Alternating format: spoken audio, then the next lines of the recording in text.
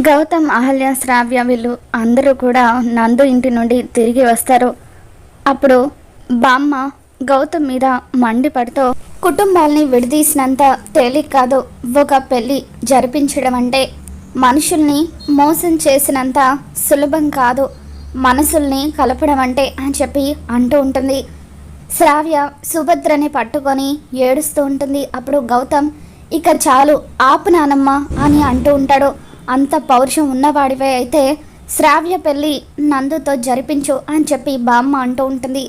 ఇకప్పుడు అహల్య బామ్మ మాటలకి కుప్పకూలి ఎంతగానో ఏడుస్తూ, నేను జరిపిస్తాను, నందు శ్రావ్యాల పెళ్ళి నేను జరిపిస్తాను అని చెప్పి అంటూ ఉంటుంది. ఇక అలా అహల్య వాళ్ళ పెళ్ళి జరిపిస్తానని మాట ఇవ్వడంతో ఇంట్లో వాళ్ళందరూ ఒక్కసారిగా షాక్ అవుతూ అహల్య వైపు చూస్తూ ఉంటారు. మరి అహల్య శ్రావ్య నందుల పెళ్ళి ఏ విధంగా జరిపించబోతుందో మళ్ళీ మన ఛానల్లో తెలుసుకుందాం. ఈ వీడియో మీకు నచ్చినట్లయితే తప్పకుండా లైక్ చేయండి.